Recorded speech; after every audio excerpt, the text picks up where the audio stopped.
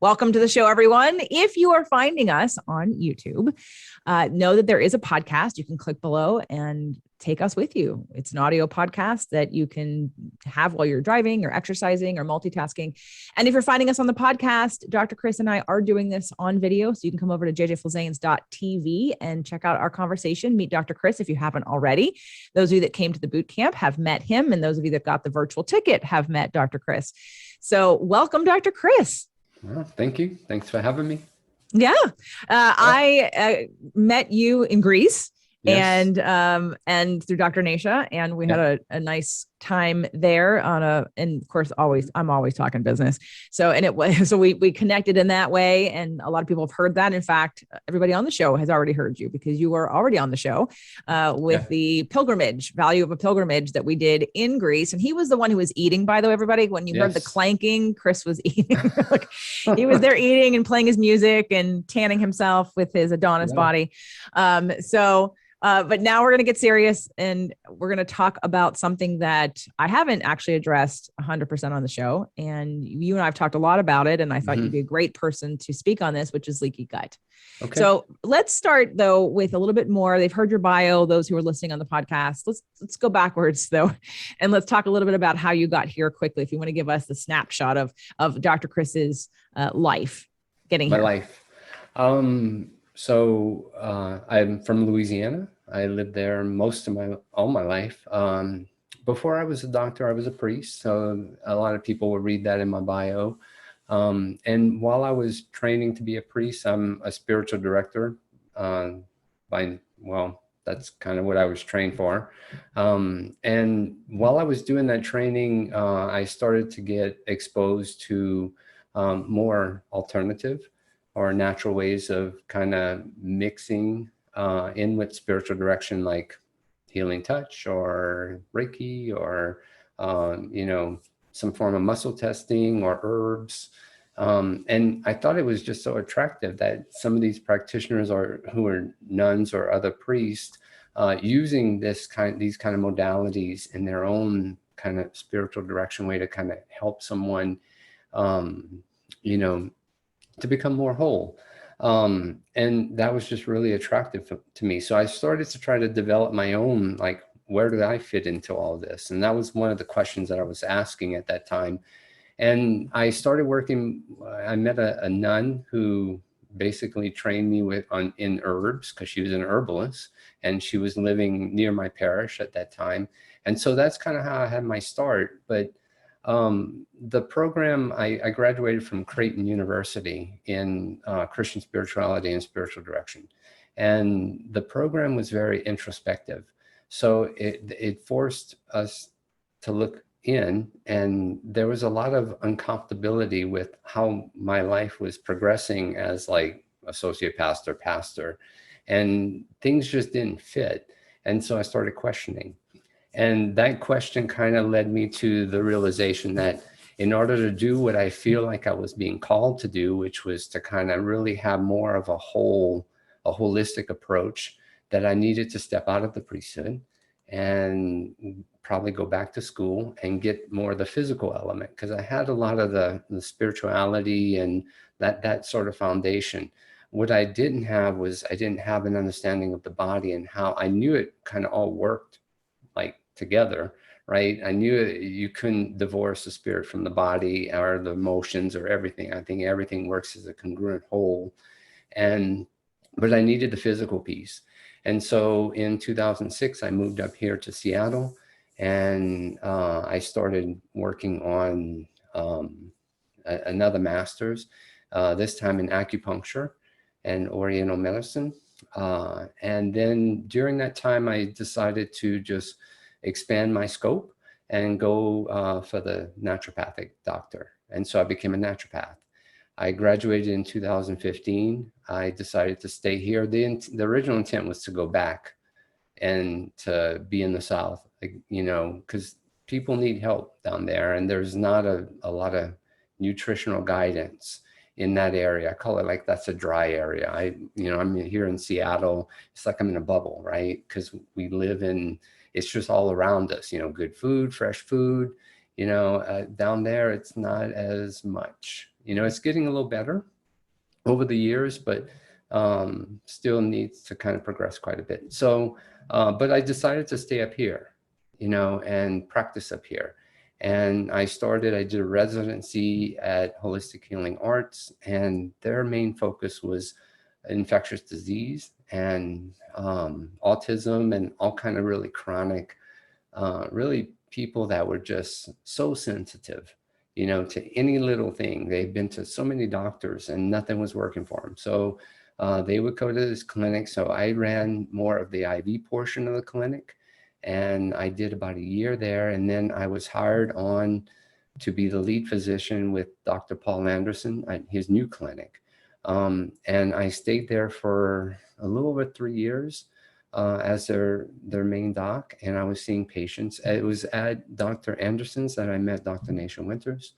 Right, literally the same year the clinic opened is when I met Dr. Winters, and her and I became really, good friends, colleagues, and she was still seeing patients at that time. So probably about 2017, her and I started sharing patients. And she would send patients my way that were kind of in the area or close to the area or that needed the type of therapies we did in the clinic. And literally these patients would come with like a document that was 56 pages long. And that was Dr. Winter's treatment plan for them. And so then what I would do, so what I would do is I would literally read that treatment plan from cover to cover or page 1 to very end, and I would help them, kind of integrate it bit by bit because it was so enormous. And that's what, Dr. Windsor would tell me. She was like, get the main pieces, and she would kind of guide me and, and then I would guide the patient. Right. So that's kind of how we started. And we shared quite a few patients, and we still do, to this day. Well, she doesn't see patients, but, we've consulted over a lot of patients that, are still in my practice. So that kind of brings me, I think it was maybe after my 3 years at Advanced Medical Therapies, I decided to go on my own. And for the last 2 years, I've just been doing, my own practice. Really a simple practice. It's just me and an admin assistant. I'm noticed since COVID that I'm more virtual. I used to not be like that. There was people actually, when I first started on my own, people were coming in to see me. And then I had a little bit of virtual. But what I've noticed now is that basically the majority of my practice is virtual. And I have patients all over the US. I'm not just here in Seattle, but I have them, on the East Coast in New York. I have some in Maine. I have some in Florida, Texas, in the mid part of the country, California. So I'm kind of broad. I even have international. So I've kind of broadened out in the last 2 years to help people. My primary focus is oncology. So I don't really do, I mean, I will have just every once in a while, like a family that'll come into my practice and I'm helping one of the parents, and the parent wants to, I want you to see my husband and my wife and my kids. And so then it'll become a family ordeal. And then the focus for that is not so much oncology, it's more prevention. And it's more helping them through, like when I see young, like 18, 19-year-old individuals, the main thing that I like to do with them is more their epigenetics, because their bodies are so resilient at that time, that if we can kind of straighten out some of their epigenetics, that, it can help them avoid just a lot of pitfalls in their life. And whatever else in their terrain needs to be corrected at that time. So that's kind of how I got my start. And I just want to point out that, so when Dr. Winters started her metabolic approach to cancer mastermind / certification, you were part of the first group of people that went through that. So you've been doing this for a while with her and through the writing of the book and creating of the course and being one of the people who are kind of referred to a lot through her program. And back when I was putting together the boot camp and Nasha was coming back from her pilgrimage, and I said, any chance you would want to come speak at my event? And it didn't work out out because she had concert tickets for her birthday. So we didn't have that. And I was on a walk and I thought, oh my gosh, because she doesn't even see patients anyway. So while it would have been great to have her come, I'm like, okay, that doesn't help me get people help. And then I thought, oh, well, I want you to come and speak to the group because you still work with people. And so this is one of the reasons why Dr. Chris is here. And of course, he can do many, many things. And I know you are specializing in oncology, but what you have is also what people want when it comes to prevention and when it comes to some of the terrain items that someone doesn't have to have cancer. In fact, if you do it preventatively, then you won't get cancer. That's right. If you look at some of these things. And so it's come up a couple times as we talk about diet and leaky gut. And again, I've mentioned it on the show, Jeannie's mentioned on the show, but we've never done a whole show around digestion and this idea of leaky gut. What is it? How do you determine what it is? I'm just seeing so many people that are so sensitive to every food all the time. They're always they're always inflamed. They're always reacting. And I know some of these people who've been on medications, antibiotics, have had stress. I know what their past habits and patterns have been that possibly have worn down the vitality and the integrity of their digestive tract. So let's just start out by saying and explaining to people what leaky gut is technically. Okay. So just technically it's, you have these, they call them gap junctions, right? It's just a space between each cell in your intestines. And what happens is when people have leaky gut it's the intestines become inflamed to the point where those gap junctions sort of open up, and it allows molecules that don't normally get out to get out of the gut and into the bloodstream. And it's in the bloodstream that our immune system will we'll see that, and then it'll generate antibodies, or that's why you see the sensitivities when people eat certain foods, is because their immune system has kind of gotten a hold of that information and has now, created like antibodies for it. So anytime that food is even eaten, these antibodies will start to increase in the body, and then they'll have reactions. And the reactions can be something as simple as like a leaky nose, upset stomach, abdominal pain. It could be, all of a sudden you just get this bout of diarrhea or constipation. They can actually go the other way. And they can be, headaches, skin problems. Skin problems are the biggest thing, I think. I think a lot of people don't really link their skin to their gut, but you have to understand that the inside of the gut is skin. It's an epithelial, it's a tissue, right? And it's how our bodies communicate with the outside world. So, it's the one space that, we take things in through our mouth, and it's the foods we eat, what we drink, we're putting into our bodies, and that has a communication with the body. So when we have leaky gut, like I said, those gap junctions are opening up and things are getting through that shouldn't get through. And it's a little more common than what people think, because right now you have glyphosate is rampant, right? And let's talk about what glyphosate is. Let's educate people on what glyphosate is. Yeah, so glyphosate is essentially it's basically Roundup, that has been kind of genetically modified, a pesticide to be put into like a corn or a sunflower, or you name the seed. It's already kind of in there. And so when the seed grows, it basically will repel. It's supposed to repel insects, right? So, and same thing when they spray the crops with Roundup, that's what they're spraying with. Now, the thing about glyphosate is that it's meant to destroy a bug. And where it destroys the bug, it destroys the bug's digestive system. And so here we are taking foods that are coated or contaminated with that, and it's literally destroying our own bugs in our gut. And so that also, at that point, that also leaves us open, open to more leaky gut, open to a weak flora. Our immune systems kind of wax and wane at that point. So there's a lot of things that kind of happen, when we do that. So really it is about the foods we eat, the choices we make, because your gut flora can change after one meal. If it's an awful meal, it can take a big hit. If you're eating 2 or 3 awful meals, you're really doing some damage. All right, let's talk about some of those foods.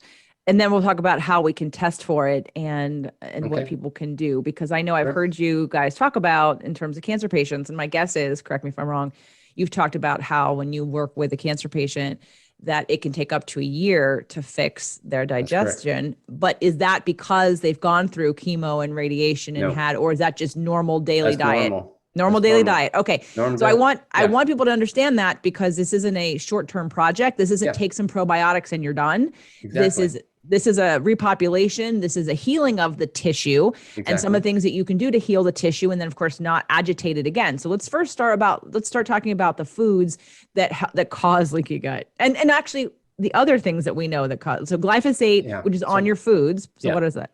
So, things like corn is one of the biggest things, right? So corn is one of the more heavily sprayed crops. Same thing with wheat, same thing with some of the grains that, we may run across. There'll be, certain grains, they've been sprayed, conventionally grown vegetables and foods are probably one of the biggest assaults to our gut, because they're sprayed, they're irradiated, so that's really where we start, right? With what we're putting in our mouth and the choices. So we have to be more detectives in what we choose. We have to the first thing is it's always a preference for, organically grown. But even in some organically grown, you have to be a detective. You have to ask, you have to ask, where was this grown? What did you spray anything?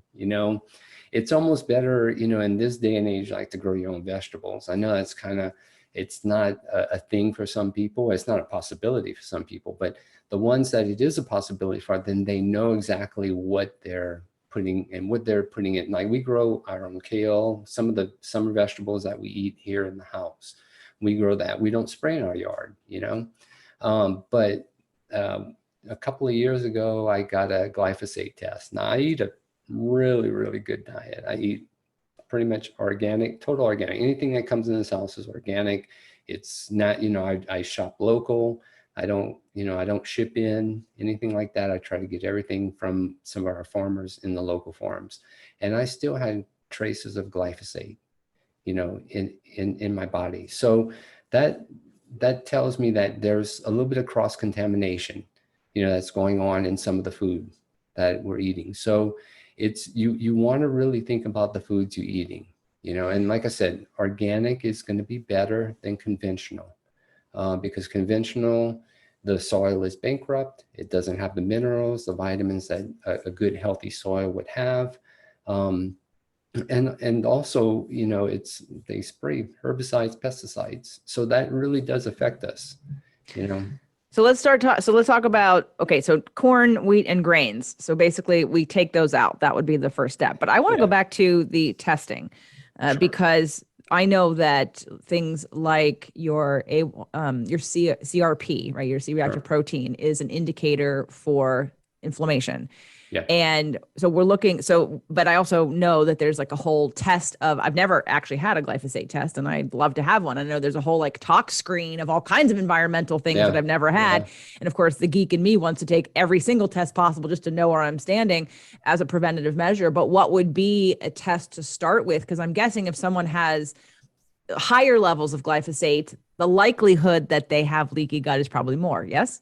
So at this point, I can pretty much assume that most everybody's going to have some trace amount of it in their bodies. Just like, I'll give you a good example, like another one is we call them the forever chemicals, right? It's chemicals like flame retardants, that they started using like post World War II.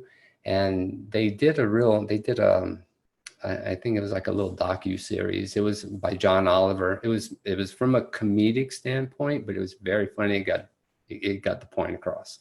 But they called them forever chemicals, right? And they are forever because it's hard to pull them and extract them out of the body, because the body has no mechanism to get rid of it. The body's never seen things like this. The body can get rid of some things because it has pathways for that. but these, there's no known pathway. So the best thing to do is to actually sweat, right? So when people have forever chemicals, a lot of times it's because, you know, they brought new furniture, they had that new car, they have a carpet, you know, and all that off gases, you know, or a mattress, it's just, and they just breathe it in, right? It's sprayed with flame retardant so that the house doesn't catch on, or if it does catch on fire, then, you know, it's not going to just burn crazily, right?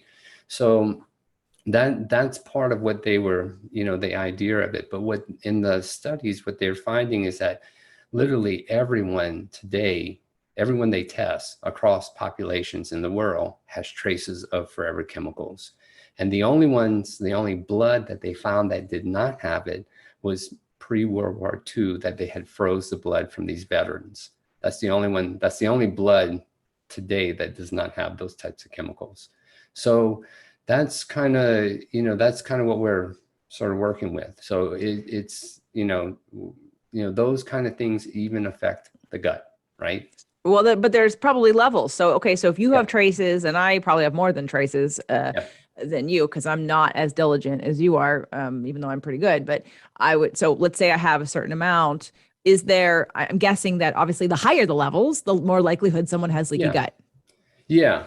Because, you know, usually what we're seeing is where, you know, you kind of look at the body as kind of a whole, and you're looking at the body as in, so when I see people and, you know, I'm looking them in a terrain fashion, I'm looking at patterns, you know, I'm looking at, so when people have like overexpressive, like glyphosates or acrylamides or things like that, then I'm seeing, you know, just a pattern of toxicity. And that's kind of what I'm pulling the string to deal with that pattern, right? So when they're coming up, like if I'm looking on their tests and I'm seeing like low levels of protein, you know, like high levels of monocytes, high levels of eosinophils, high levels of basophils, I'm starting to kind of, my spidey senses are going off and saying, we probably need to check the gut at some point, you know, because, you know, there's chronic infections or, you know, these co-infections that are underneath everything. They're just running underneath the radar. They're drawing resources from the body, but they're not showing, people aren't showing up with symptoms, right? But it's because the body's trying to quarantine that area and keep it from getting out of hand. So it just draws resources, valuable resources that you could be used in other areas, right? So when I'm seeing those things on a test and I'm like, okay, well, let's take a closer peek at the gut. And to do that, you know, you want to do like a stool test. That's usually the first thing. So whether it's a GI map, GI effects, doctors have their favorites, right? But we want a stool test. We want something that's going to show not only the flora and the condition of the commensal flora, but also if there's any pathogenic opportunistic bacteria that's kind of ruling the day.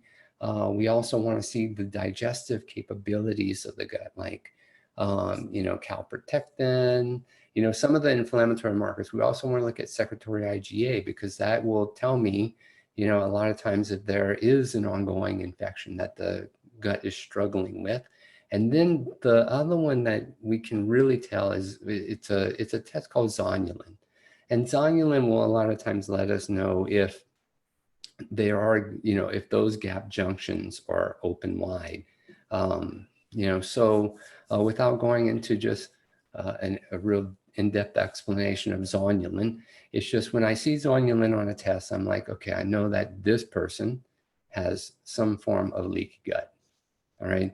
And to heal that, it's not, you know, there's steps that we do, right? So this is step number one. We have to kind of assess the terrain and we have to see what's going on. We have to see how imbalanced is, you know, the flora. And a lot of times people may carry H. pylori and they don't even know it. And that kind of creates downstream effects, because what H. pylori does is H. pylori will increase the pH in the stomach. In other words, make it a little higher than what it normally is and less acidic. And so what happens as an effect of that is protein doesn't really get digested completely, and it goes into the gut, and then it's still in the gut, it's not fully digested. So then it starts to putrefy and what we call rot. So a lot of my teachers at Paracelsus, so part of my training was at Paracelsus Klinik in Switzerland. And they have a really great way of working with the gut. They have remedies and things that we don't have here, and that I have not found a supplement to equal, to be honest with you. You know, I mean, I can throw herbs and all that, but the things they use at Paracelsus actually work with what I call the humus of the gut, which is the soil. And that's really what we have to focus on. It's not about giving more probiotics. It's not about doing all that, because that's just like throwing seeds on, you know, soil. And if the soil is rocky and it's not really tilled, it's not going to grow. Those seeds are not going to take. But you want to have really good humus. So that's really what the GI map is assessing. We're assessing the humus of the gut, right? And if you have H. pylori, I know that you're going to have more opportunistic infections, because you have what we call food rotting flora. And it means that it's just, these are bacteria that, you know, are taking up space that, and that are creating all kind of havoc, you know, in the body. So that is the first step. So, you know, we want to assess the soil. Okay. So I know that people are like, oh my God, what is this test? Where can I get it? And just so that you all know, we have a document that we've put together of all of the different recommendations Dr. Chris has, as well as his information, and that you can get at jjflazanes.com/leaky gut. So don't worry, you're going to have all this information that you don't have to write it down. We're going to provide links for where to get tests, as well as a link to work with Dr. Chris to get these tests and assess your situation. But just know that you'll have a resource guide at the end of this show today. So you don't have to worry about taking all these notes and wondering where, and you know, hey, asking about the link, where do I go? You're going to get it. jjflazanes.com/leaky gut. All right. So we're going to test first, of course. And there's going to be a stool test. Say that again. Zonulin. Zonulin. Is that a test? Or it's an add-on. You can add it on to GI map. You can add it on to GI effects. You can just add it on. It's just more information, more data. Okay. Right. And is there anywhere that you would, so is it mostly just, is there any blood? Is it just stool, or is there any blood tests? No blood. Okay. I mean, there is blood. Like if I'm just going to do a CBC CMP, then I can actually assess the gut through that. And that would be like the doorway. And that would be what will lead me to like a more in-depth examination of like the gut. And the stool test is just number one. We also have to assess the allergies. You know, so a lot of people, the reason why when they eat certain things is because they develop some sort of allergy or reaction to food, because that molecule has gotten out and the immune system sees that.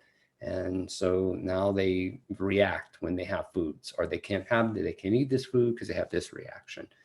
So the second step is, in order to really fully heal the gut, we have to figure out what's the main allergies, and we have to eliminate those foods.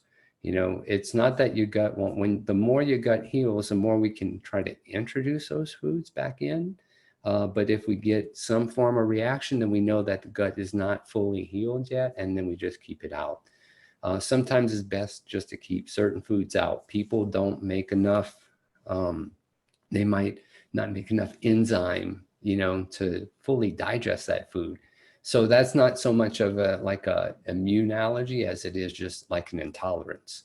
You know, so we are looking at intolerances and we are looking at allergies, and we have to kind of address both of those in order to heal the gut. Because as long as there's any allergy, the gut will not fully heal. There will always be some kind of assault in there, you know, because when they do eat the food that they're reacted to, the gap junctions will open, because it causes a lot of damage internally, you know, to have that going on. So that's one of the reasons why it's just like a lot of people don't like to give up their foods, and they like, oh, I don't have a problem with that. But what happens is when people are allergic to something, they will get the warning signal on the first couple of tries, and then they just blow past that, like the leaky nose, the headache, the belly ache, whatever. And then they just keep eating. And then the body's like, oh, we got to dampen this reaction down. So then it does. The reaction dampens down, and then you start craving that food more. So you're just eating the food that's damaging you more. So when we remove that food, it allows the body to reset its alarm phase, right? So that the next time you have that food, there will be a reaction. So if we wait 3 weeks, a month without doing that food, like let's say olive oil, everybody loves olive oil, but some people can't tolerate olive oil. All right. It's because there's a fruit component to the olive oil, and that's what they're intolerant to. So whenever we do that, I've had people that have gotten off the olive oil, literally ate a little bit of olive oil and vomited. So that's a reaction. Right. You know, that's a form of the body rejecting that, saying, this is not good for me. This is poisonous for me. Do not put this in my body anymore. So those are the signals that we have to listen, because our body speaks to us, and the gut is speaking to us through different areas, right? Headache, leaky nose, you know, congestion, you know, mucus buildup, cough, you know. And isn't it, you know, what I found really interesting, because Jeannie Peters, who's been on the show many times, she's a nutritionist, talked about sort of using the idea of our intestinal wall like a screen. And over time, with wear and tear, the holes in the screen get wider. And but what people don't realize, because a lot of people say, oh, well, I'm not sensitive to that food, or I'm not sensitive to any foods, because they are ignoring the symptoms. And what they don't realize is that this is preventative, because it's cumulative about the damage that gets done. And all of a sudden, now you're so far down the path of having gaps and digestion just being completely off that you become sensitive to everything. I've seen people who eat like crap for a really long time and ignore the small symptoms, and then have a big symptom happen, something that takes them down. And then all of a sudden now they're, you know, sensitive to gluten, or they think that, and they have to be off of it. But it didn't happen overnight. It happened in time. It happened, the wear and tear happened over time. So this is where, if we get ahead of things, you won't have the bad things that happen if you can avoid it. So exactly. Yeah. So to go back in the like the scope of, here's how we're handling this. The first thing is to test, right? And test and assess and figure out what the problems are, right? And then the next thing would be to pull the foods out. And so then we're addressing. We're addressing at that point, you know, we're starting to pull the foods out. I mean, we're pulling the foods out, we're balancing the microbes. You know, that's usually we have to kind of clear that out. So you got to kind of make some space, you know, for health in the gut. So we clearing the microbes that are damaging, we're pulling out the offensive foods. And then because at that point, we're starting to work with more of the humus, right? More of the soil, because we're trying to better the soil. You know, and so things like, you know, pulling out you know, I said that already, pulling out all those, you know, offensive foods, eating corn, wheat, better, grains, and then whatever else we find. Whatever else we find. You know, some people like the tapioca, you know, especially all our keto friends, right, who love the tapioca, you know, that's in the chips. You know, there's a lot of chips that are supposed to be keto friendly, right? Well, they're not really low carb though. Like tapioca is not low carb. They're not. That's you know, it's so funny. I did a little research in preparation for, I'd like to teach a class on nutrition in the next year, you know, in 2022. And it will be a little bit on keto, but it's going to be just on a basic diet platform. And one of the things that I went to Costco. We get some of our vegetables at Costco. Because here at the one, we get these nice local, or sometimes the local farms will just bring some of their organic vegetables there. But I kind of went around the store and I was taking pictures of a lot of these you know, foods that are advertising as keto, right? Literally these chocolate squares that says keto, you know, on the basically on the front package, you know. Then I flipped the package around and I took a picture of, you know, what's in it. You know, it's like cane sugar is like second or third ingredient. So I'm like, there's nothing keto about cane sugar. Right. And you have to kind of, and that's one thing I want to, you know, help people is you got to kind of get past like that whole advertisement, because everything, keto is a fad right now. But the keto that I like to work with is not a fad. It's more of a therapy. And so, you know, just kind of got off on a tangent with, you know, well, that like when you were coming here for a VIP day, right? And I was like looking up keto recipes for things, and there were stuff that was keto, and then there was stuff that I thought, well, it was not low carb, but it was grain free, like tapioca. That's when I asked you, like, are you okay with this flour or that flour? Because I wasn't sure how keto or what, where the line was, because tapioca flour isn't keto. I don't know why anybody would think it is. It's not low carb. But again, it's advertised as, or let's say a recipe on Pinterest will say it's keto. Yeah, there's tapioca flour. And I'm like, no, it's not. So anyway, so that's a great idea to put into your class. And again, food as therapy, food as healing, food as nutrition, in order to, make the body go. It really, like 70%, right, of our gut, it makes up our immunity. So it's really the central place, and it's the most overlooked place because, as you said, we're so attached to our foods.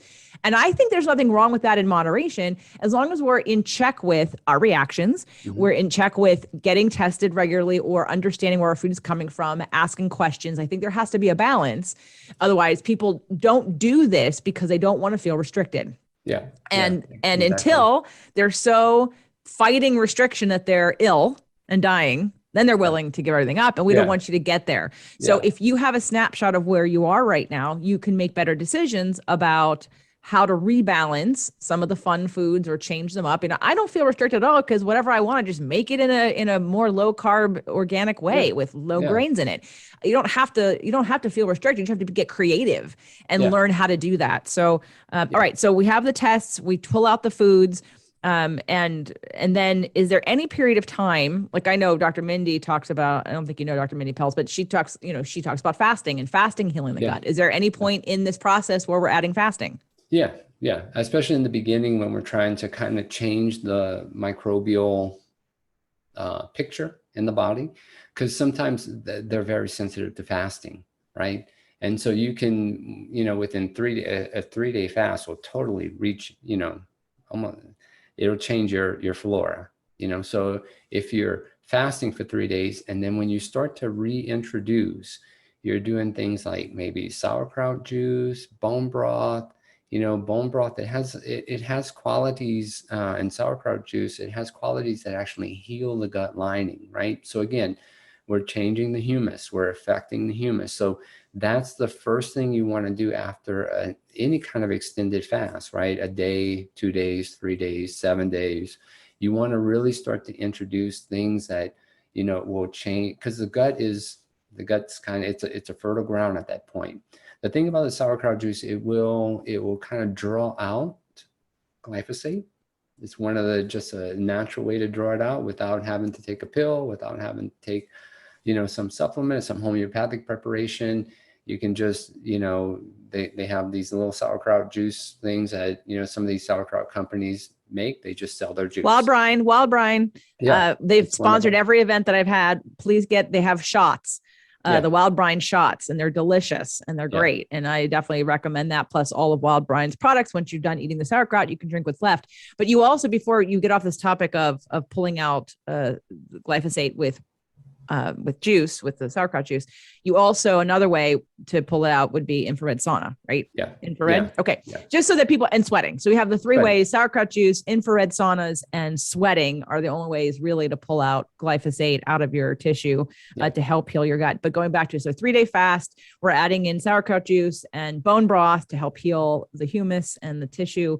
And then at what point after, so we've done the fast, we've done adding these foods, we've eliminated these foods. What's the time frame, do you think, from start to finish before we retest and see where we are? 6 months, you can retest at 6 months to see, like when people have H. pylori, usually I like to retest around 6 months to see, like, has my treatment been effective?